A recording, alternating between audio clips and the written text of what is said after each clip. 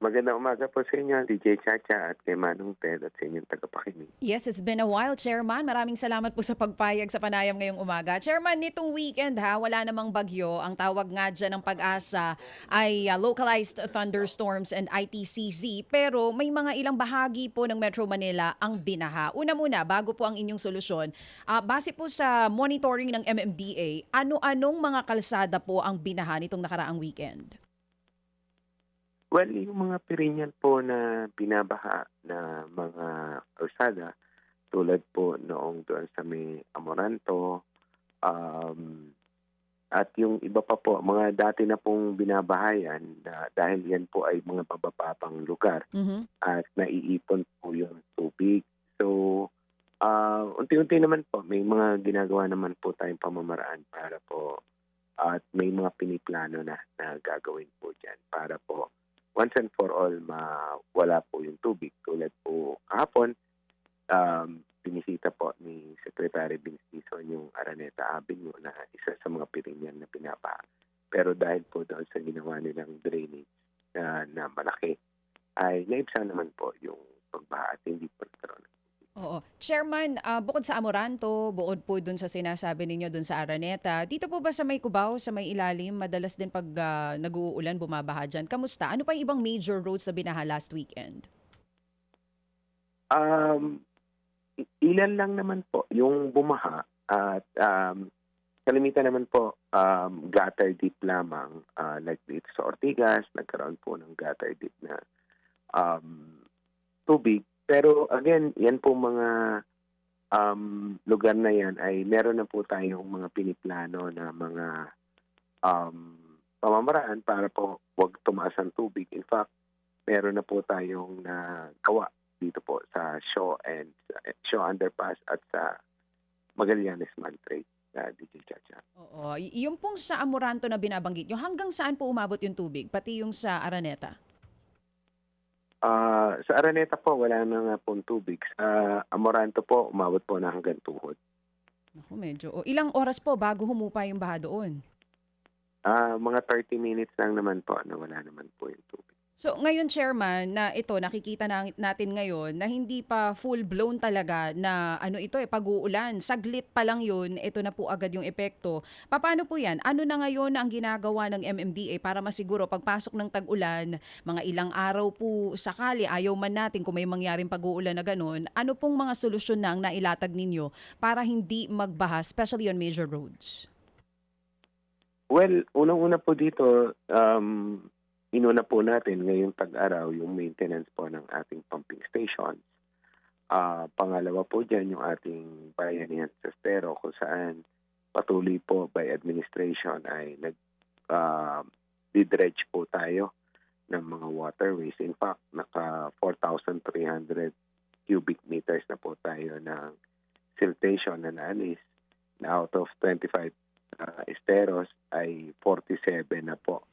25 na target, saka 47 na po tayo. Yung mga drainage cleanup naman po natin, tuloy-tuloy po. Pero again, tulad na nabanggit ko, meron na po tayong mga ginagawang surgical method kung saan per area ay inaaral natin kung anong sanhi ng baha, anong pwedeng solusyon. In fact, dito po sa EDSA Show, naglagay po tayo ng sampit at pump. Okay. Ganon din po sa EDSA Magallanes. Kaya expect po na hindi na po tataas masyado ang tubig po dyan sa dalawang lugar na yan. Ito po ay by administration din lamang po namin ginawa. Meaning kami po ang gumawa. Pinili lang po namin yung mga materyales Okay. para po tayo makatipid.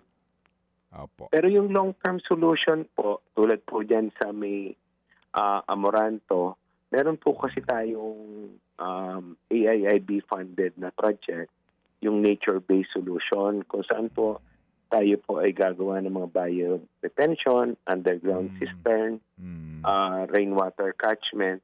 Yan pong tubig na pupunta po dyan sa Amoranto, kasi nga po medyo mababa talaga yung lugar, ay inaaral na po na i-catch muna doon sa may Amoranto Stadium.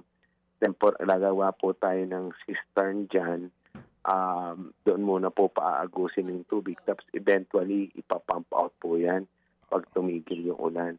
Ang gumagawa po ng feasibility study natin para po dyan sa mga nature-based solution ay yung pong Haskoning ng Netherlands. Alam naman po natin, ang Netherlands mababa pero hindi po sila binabaha.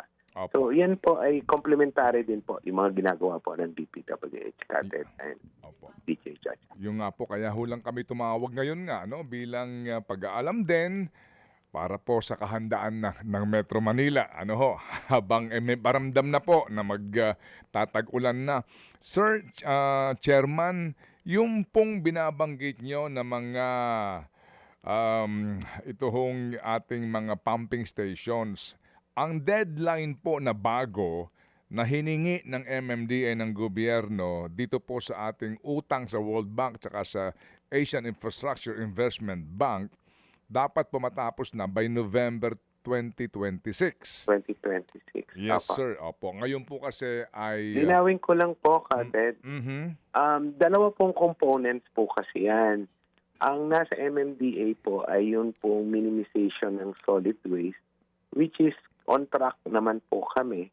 At yung isang component po, yung mga upgrade ng pumping stations at yung construction ng new one, ay nasa DPWH po. So, yung sa amin pong parte ay on track po na matapos naman po namin yung programa na funded po ng World Bank.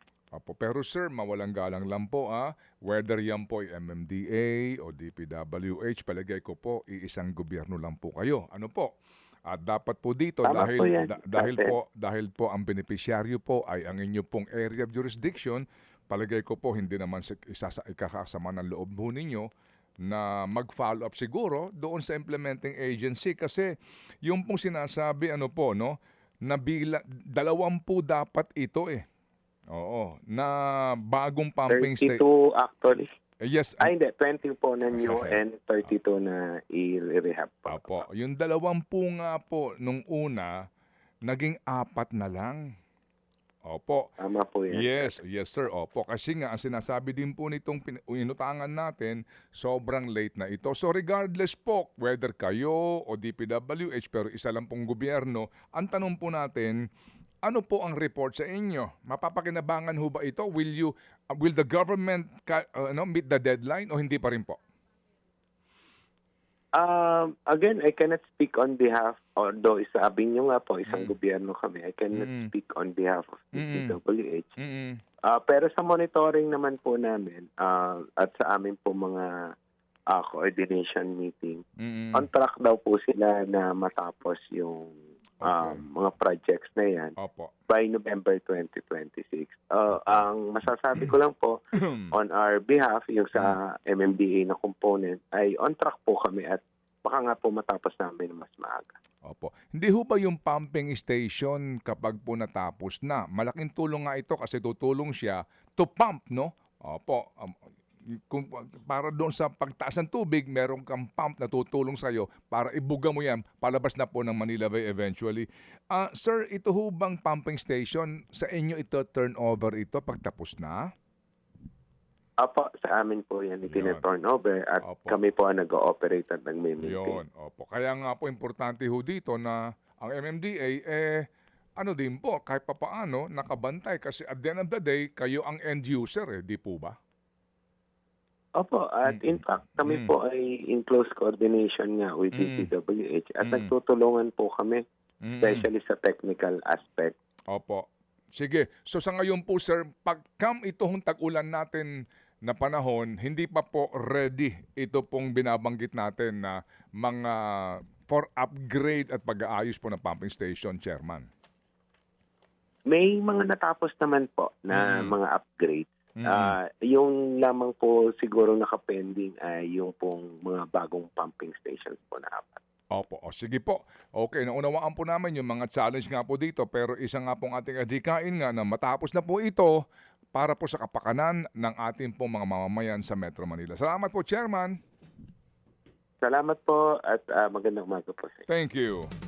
Yan po ang ating chairman ng MMDA, Chairman Romando Artes. Mga kapatid, patuloy po kayong tumutok sa 105.9 True FM para sa totoong balita, impormasyon, music and entertainment. Mag-subscribe sa aming YouTube channel at podcast at sundan nyo kami sa Facebook, Instagram, X at TikTok sa True Network PH. Bisitahin din po ang aming official website, truefm.ph.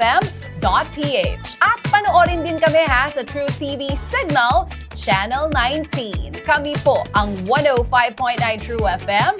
Laging true sa'yo, kapatid.